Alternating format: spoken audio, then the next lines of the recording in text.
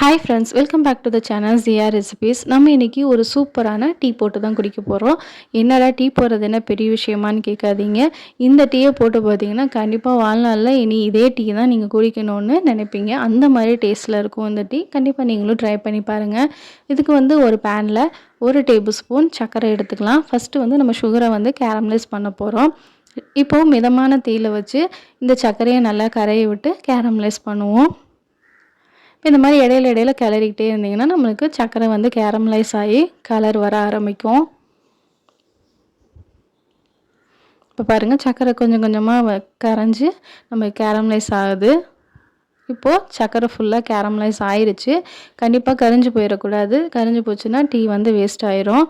அதனால் கரியாமல் பார்த்துக்கோங்க. இப்போது இந்த சர்க்கரை நல்லா கேரமலைஸ் ஆனதுக்கப்புறமா 1 டம்ளர் தண்ணி சேர்த்துவோம். தண்ணி சேர்த்துனதுக்கப்புறம் சர்க்கரை கெட்டியாக இருக்கும். ஆனால் இந்த தண்ணி கொதிச்சு வரப்போ உங்களுக்கு அந்த சர்க்கரை ஃபுல்லாக கரைஞ்சிரும். அதனால் கவலைப்பட தேவையில்லை. இப்போ இது கொதிச்சுட்டு இருக்கிறதுக்குள்ளே இப்போ ஏலக்காய் 3 ஏலக்காய் எடுத்து தட்டி எடுத்துக்கலாம். ஏலக்காயும் இஞ்சியும் நான் தட்டி எடுக்க போகிறேன். இது ஃப்ளேவருக்காக தான் சேர்த்துறேன். உங்களுக்கு வேணாட்டி இது 2ஐயும் நீங்கள் ஸ்கிப் பண்ணிக்கலாம். இப்போ ஏலக்காய் இந்த மாதிரி தட்டி எடுத்ததுக்கப்புறமா ஒரு சின்ன துண்டு இஞ்சி சேர்த்து அதையும் நல்லா தட்டி எடுத்துக்குவோம். இந்த மாதிரி தட்டி சேர்க்குறப்போ ஃப்ளேவர் நல்லா டீயில் இறங்கும். அதனால தான் இப்போ நம்ம கொதிச்சிட்ருக்க தண்ணியில் நம்ம தட்டி வச்சுருக்க ஏலக்காய் இஞ்சி 2ஐயும் சேர்த்து மீடியம் ஃப்ளேமில் இதை நல்லா கொதிக்க விடுவோம். இதோட 1 டீஸ்பூன் டீ தூள் சேர்த்து அதையும் கொதிக்க விடுவோம். நான் டீ கொஞ்சம் ஸ்ட்ராங்காக இருந்தால் எனக்கு பிடிக்கும். அப்படிங்கிறனால நான் 1 டீஸ்பூன் சேர்த்துறேன் டீ தூள். நீங்கள் வேணும் கம்மியாக உங்களுக்கு ஸ்ட்ராங்னஸ் இருந்தால் போதும் அப்படின்னா 1/2 டீஸ்பூன் சேர்த்துக்கோங்க.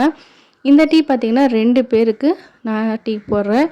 நீங்கள் எத்தனை பேருக்கு போடுறீங்களோ அது அளவுக்கு உங்களோட ப்ரொப்போர்ஷன்லாம் கூட்டவோ குறைக்கவோ செஞ்சுக்கோங்க. இப்போ இது நல்லா கொதிச்சிட்ருக்கட்டும். இப்போ நான் இதுக்கு 1 டம்ளர் பால் எடுத்திருக்கேன். இது ஃபுல் க்ரீம் மில்க், அதாவது ஃபுல் ஃபேட் மில்க், ரொம்ப திக்கான பால். அதனால் 1 டம்ளர் பாலுக்கு நான் 1 டம்ளர் தண்ணி ஊற்றினேன். சப்போஸ் நீங்கள் தண்ணி பால் சாதாரண பசும்பால் அப்படின்னா நீங்கள் 1 டம்ளர் பாலுக்கு 1/2 டம்ளர் தண்ணி ஊற்றுனீங்கன்னா போதும்.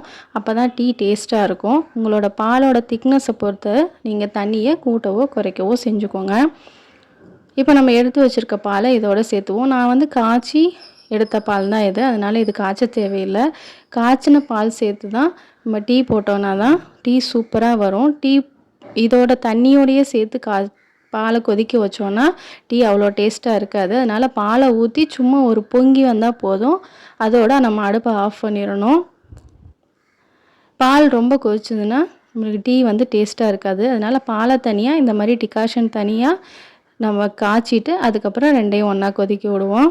பால் லைட்டாக இந்த மாதிரி பொங்கினதுக்கப்புறம் நீங்கள் எடுத்து வடிகட்டிட்டிங்கன்னா உங்களுக்கு சூப்பரான டீ ரெடி ஆயிரும். அவ்வளோதான், நம்ம ஊற்றி சர்வ் பண்ண வேண்டியது தான். கண்டிப்பாக உங்களுக்கு இந்த டீ ரெசிபி ரொம்ப பிடிச்சிருக்குன்னு நினைக்கிறேன். பிடிச்சிருந்தால் என் சேனலை சப்ஸ்கிரைப் பண்ணிக்கோங்க. உங்களுக்கு வேறு ஏதாவது வீடியோஸ் வேணும் அப்படின்னா கமெண்ட் செக்ஷனில் சொல்லுங்கள். உங்களை வேறு ஏதாவது இன்ட்ரெஸ்டிங் வீடியோவில் உங்களை எல்லாரையும் திரும்ப சந்திக்கிறேன். அது வரையும் டேக் கேர், பை பாய்.